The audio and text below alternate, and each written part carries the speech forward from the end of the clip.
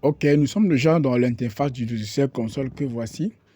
Nous allons décider de choisir assistance de modélisation. Nous allons choisir assistance de modélisation que voici. On clique au niveau de l'assistance de modélisation. Nous sommes déjà au niveau de, on a cliqué sur assistance de modélisation. On va choisir 2D puisqu'on va modéliser un système de conduite d'eau avec les interruptions et voir comment se propage l'écoulement à l'intérieur. Ok. On va choisir définir directement les physiques à utiliser. On va définir les physiques à utiliser. On va définir le transfert de chaleur dans les solides qu'on va ajouter comme ceci. Et après, nous allons prendre l'écoulement laminaire. Ok, on va prendre l'écoulement laminaire SPF. On va prendre l'écoulement laminaire SPF. Ok, on a défini directement le transfert de chaleur dans les fluides. Et nous allons tout de suite définir l'écoulement laminaire. On va ajouter l'écoulement laminaire. On ajoute l'écoulement laminaire. Et on ajoute l'étude. On va ajouter l'étude. On va prendre d'abord, dans un premier temps, en régime stationnaire. Ok. Pardon. Nous passons directement à l'étape. Ok, on a débloqué les fonctionnalités de modélisation dans le logiciel console. On vient ici au niveau de géométrie. Ok, nous sommes dans l'interface de modélisation. On vient au niveau du rectangle là. On clique sur rectangle, on va modifier la largeur 1,5.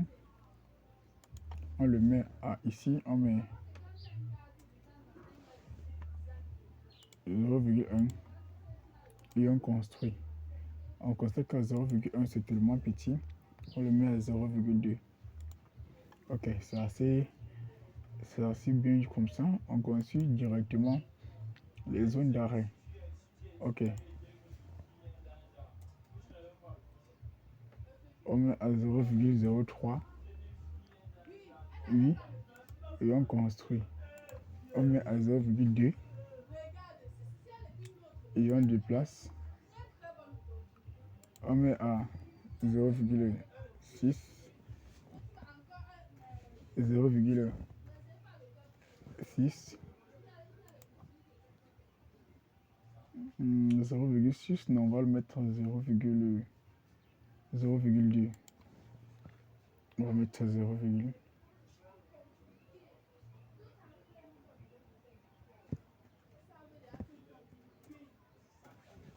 0,6. On construit. On fait descendre un peu à 0,5. On construit. Oui. Et on duplique uniquement le cercle là que voici. Oui. On va faire varier uniquement la zone. Y, oui. Oui, c'est assez bon comme ça. On vient ici au niveau du boolean et partition. On crée une différence. On clique sur l'objet à conserver et on clique sur l'objet à soustraire. Et on construit. Ok. Je pense que c'est assez bon comme ça. Maintenant, nous passons à la deuxième étape qui est l'attribution des différents matériaux. On va ajouter un matériau.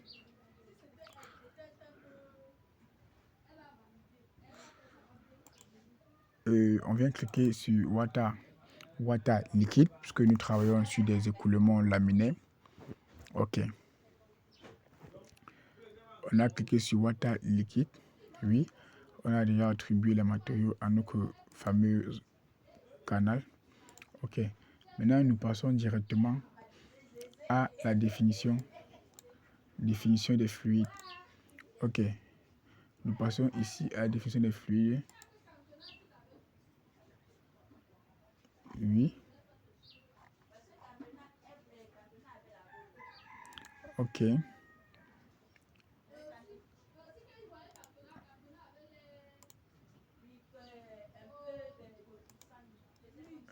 Oui. On définit.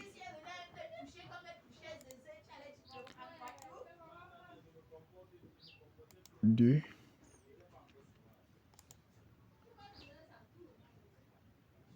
flux, on définit le flux.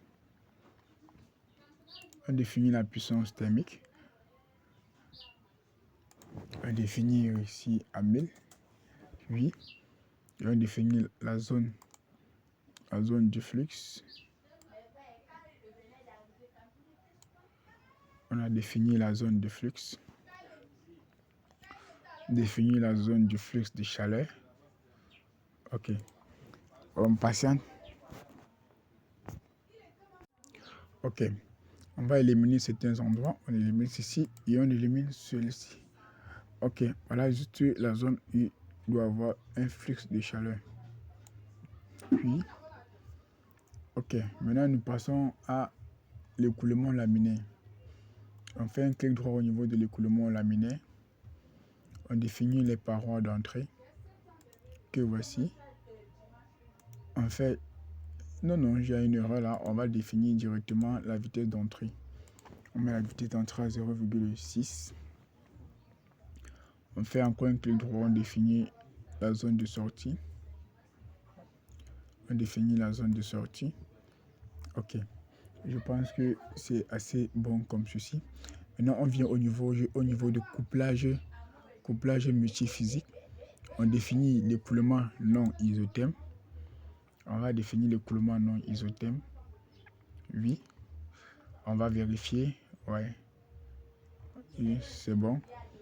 On a défini l'écoulement non isotherme. Maintenant, on passe à l'étape du maillage. On construit le maillage d'abord normal. Et en plus, on lance le maillage fin. On construit.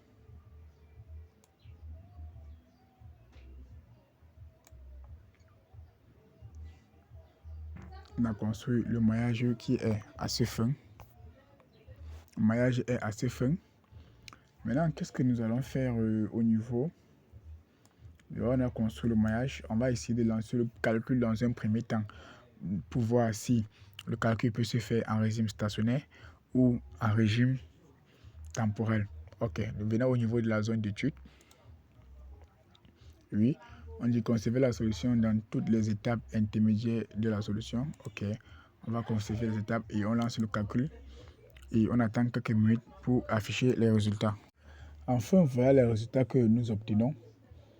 On peut zoomer ici pour voir comment. Vous voyez, on a zoomé là. On voit comment se propage la chaleur à l'intérieur de nos petites ouvertures que nous avons créées dans notre petit canal. Donc, on peut observer la température qui varie juste ici, juste à ce niveau-ci. Juste à ce niveau. Donc, c'est assez équilibré. Vous voyez comment c'est assez responsif là. Vous voyez comment ça se propage de façon. Maintenant, on peut visiter l'isotherme. Vous voyez, on voit comment les températures varient de façon au millimètre près. On peut voir comment cette température varie juste au millimètre près. Vous voyez comment ça évolue. Et on regarde la vitesse. Voilà la vitesse d'écoulement. Voilà comment se propage la vitesse de l'écoulement. Ok. Voilà comment se propage la vitesse d'écoulement. On va faire une petite capture pour essayer de montrer de façon claire comment ça se passe. Ok.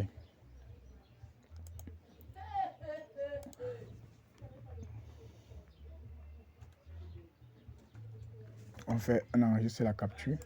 Nous allons vous montrer comment ça se passe. Maintenant, on vient au niveau de la pression. Oui, voilà comment la pression varie à l'intérieur du canal.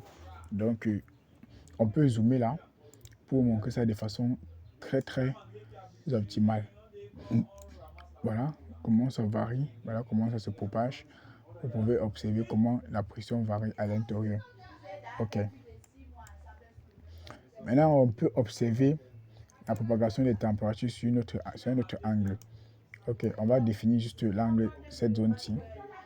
On définit cette zone-ci, on lance les animés là-dessus. On va définir la fonction animation là.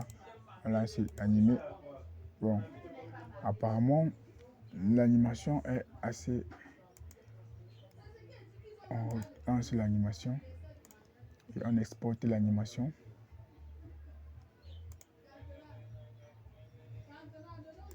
Ok. Voilà. Bon, mes chers amis, mes chers frères et sœurs, enfin, nous sommes arrivés au thème de notre fameuse modélisation où nous avons présenté la température à l'intérieur du canal que voici qui est de 293,21 Kelvin. On a présenté l'isotherme, comment se propage la chaleur à l'intérieur. Voici la vitesse, comment évolue l'eau au niveau des différents obstacles de notre canal que nous avons eu à créer. La pression, voilà comment se propage la pression à l'intérieur du canal. Donc voilà en quelque sorte comment se comporte le fluide dans notre fameux canal. Ok. Pour ceux qui ne sont pas encore abonnés, nous vous invitons à vous abonner massivement et de lâcher un gros pouce pour encourager la vidéo.